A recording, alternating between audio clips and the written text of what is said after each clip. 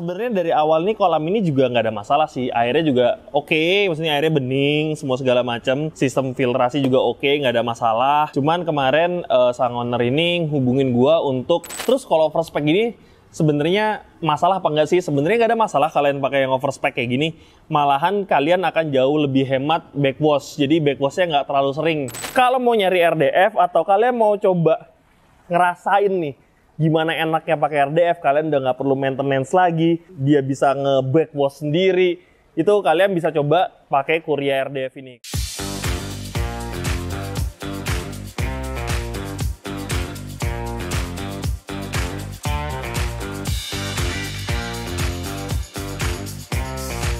Hai semuanya, sebelum kita lanjut, pastikan kalian klik tombol subscribe, like, dan share video ini ke teman-teman kalian jika informasinya berguna untuk kalian. Terima kasih.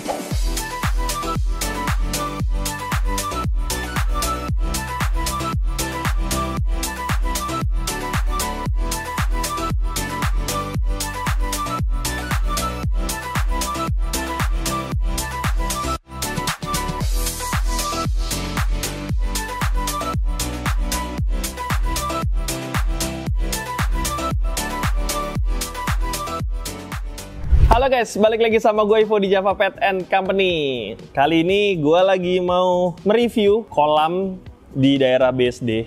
Jadi sebenarnya kolam ini tuh udah cukup lama dan bukan gue yang bikin juga sini kolam. Sebenarnya dari awal nih kolam ini juga nggak ada masalah sih. Airnya juga oke, maksudnya airnya bening, semua segala macam. Sistem filtrasi juga oke, nggak ada masalah.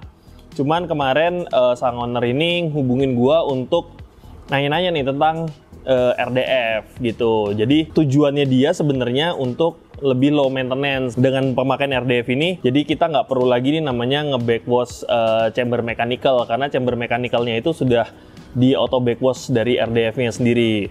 Untuk kolamnya ini itu kolamnya sekitar 18 ton. Cuman RDF yang dipakai ini kita pakai T50. Kenapa pakai T50? Karena kemarin stok kita yang T30 kita habis. Yang kapasitas 30 ton kita habis, sekarang pakai yang T50. Jadinya lebih overspec. Terus kalau overspec gini, sebenarnya masalah apa enggak sih? Sebenarnya nggak ada masalah kalian pakai yang overspec kayak gini. Malahan kalian akan jauh lebih hemat backwash. Jadi backwashnya nggak terlalu sering. Kalau kalian misalnya pakai spek yang lebih tinggi, dengan backwashnya yang lebih jarang, itu akan membuat konsumsi listriknya juga berkurang. Jadi ini sudah running sekitar 2 minggu lebih dikit, jadi ini masih ada agak-agak kotor. Karena kenapa? Karena pas proses pengerjaannya itu kolam ini tidak dikeringkan, jadi kolamnya tetap ada ikannya, cuman kita kasih aerator juga. Jadinya si ikan itu makanin lumut yang ada di dinding-dinding kolam. Jadinya kolamnya ini overload banget kotorannya, lumut-lumutnya pada terbang semua dan hasilnya tuh butek banget. Dan ini setelah 2 minggu tanpa di otak-atik sama sekali, maksudnya tanpa di otak-atik tuh tanpa kita perlu nyuci media, mekanik, tanpa kita nge-backwash, semua sudah dilakukan secara otomatis dan ini hasilnya. Mungkin ini akan butuh waktu untuk jernih lagi, mungkin butuh waktu sekitar 1 bulanan ya, karena ini masih banyak lumut-lumut yang terbang. Lumut-lumut yang ini bakal disedot sama skimmer, ada 2 tuh, sama bottom drainnya juga 1, 2, 3, ada 3. Kita di sini pompanya kita pakai 2. Yang satunya itu pakai pompa bottom section yang Jepang, itu pakai 1, sama 1 lagi kita tambahin lagi Mantis Tornado yang 30.000. Jadi kalian bisa lihat nih pergerakan airnya cukup kenceng. Ini dari sini air bersih kan dari bawah semua. Ini udah cukup bergerak, cukup muter semua, dan hasilnya sih oke.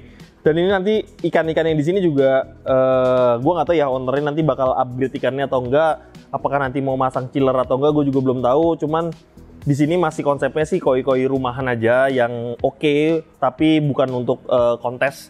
Ini kan kita udah lihat kolamnya, sekarang kita lihat chamber RDF-nya.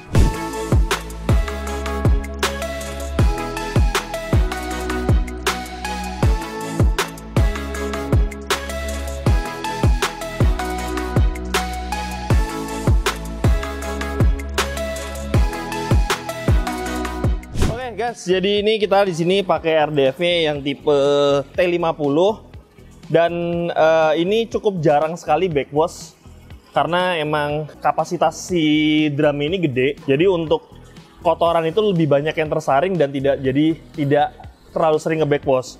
Nah, untuk RDF ini, itu kita ada tiga metode backwash. Yang pertama itu kita by sensor, sensornya ada di sini.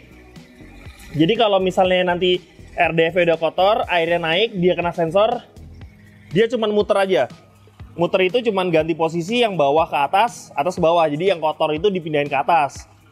Nanti setelah dia kotor lagi, yang bawahnya udah kotor, dia airnya kena sensor lagi, itu dia langsung nge-backwash.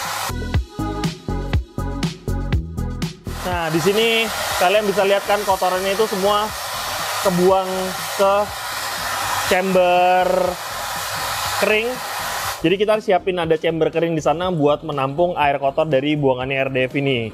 Terus metode kedua, itu kita bisa atur timer dari panel. Itu di panelnya itu kita bisa atur kalian mau berapa menit sekali nge-backwash, itu kalian bisa atur semua di dalam panel ini. Terus metode ketiga, kalian bisa automatic backwash. Ini ada di sini.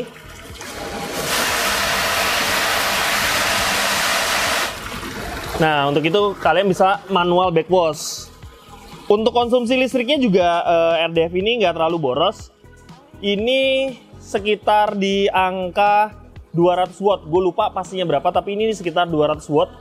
Nggak lebih dari 300 watt ini untuk RDF yang T50 ini. Jadi ini cukup hemat listrik banget buat kalian yang mau cari RDF tapi hemat listrik, ya kalian bisa coba nih Kuria RDF ini. Karena kita ada ukurannya itu ada yang 10 ton, 30 ton, 50 ton, bahkan kita ada sampai di kapasitas 300 ton. Dan untuk garansinya Kuria RDF ini kita garansi di 1 tahun. Dan untuk ketersediaan spare partnya juga semua ini ready. Dan kalian nggak perlu khawatir kalau kalian di luar kota, karena untuk electricalnya ini tuh mudah sekali. Jadi misalnya kalian ada kerusakan di electrical, itu kalian bisa kok benerin sendiri.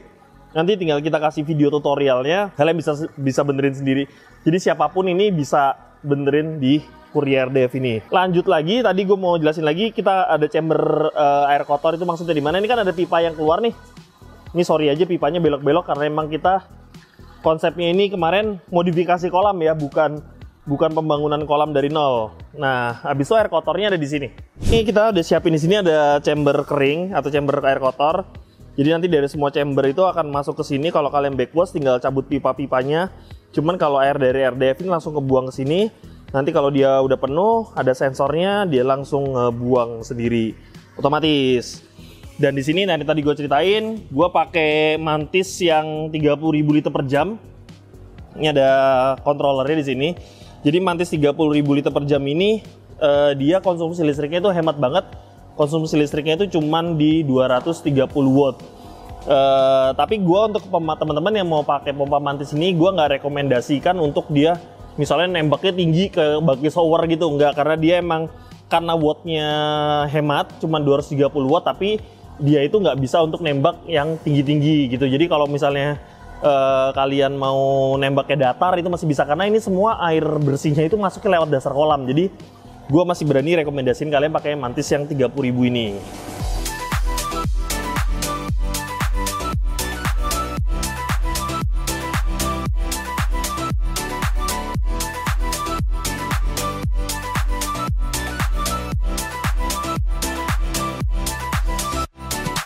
Nah, oke, jadi ini kolam udah running sekitar 2 mingguan.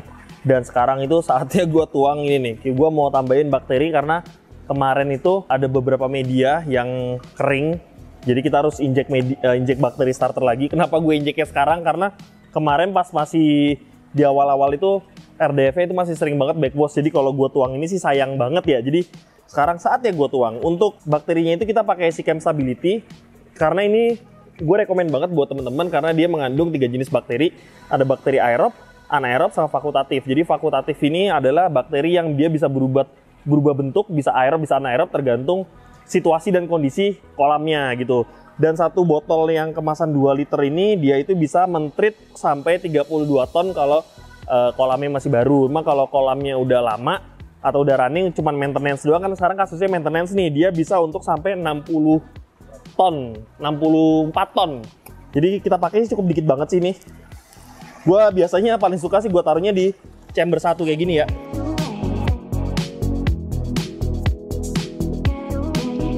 Ini gue pakai sekitar seperempat botol aja sih, karena emang nggak butuh banyak-banyak, cuman butuh refreshing bakteri aja untuk bakteri-bakteri yang kemarin mati, di refreshing lagi pakai ini. Jadi buat temen-temen, kalau mau nyari RDF atau kalian mau coba ngerasain nih gimana enaknya pakai RDF, kalian udah nggak perlu maintenance lagi, udah dia bisa nge-backwash sendiri, itu kalian bisa coba pakai Kuria RDF ini. Kenapa kalian harus coba Kuria RDF? Karena yang pertama, Kuria RDF ini salah satu RDF yang hemat listrik yang ada di Indonesia. Untuk kapasitas 30 tonnya aja, itu RDF itu cuman sekitar 180 watt, 180-190 watt. Itu jadi cukup hemat listrik banget dan harganya juga cukup ekonomis. Dan kalau kalian mau masang RDF ini juga kalian bisa pasang sendiri, atau kalian minta tolong bantuan kita untuk masang juga bisa, atau kalian minta bantuan pond maker seperti Trisno Koi untuk bantuin pasang juga bisa. Jadi ini dia hasil pemakaian Kuria T50 di kolam yang cuma 18 ton. Ini overspec karena emang stok kita lagi habis, tapi tenang aja, 2 minggu setelah video ini launching kita udah restock lagi. Jadi buat teman-teman jangan sampai kehabisan. Kalau kalian ada pertanyaan silahkan komen di bawah. Sampai jumpa di video berikutnya. Bye-bye.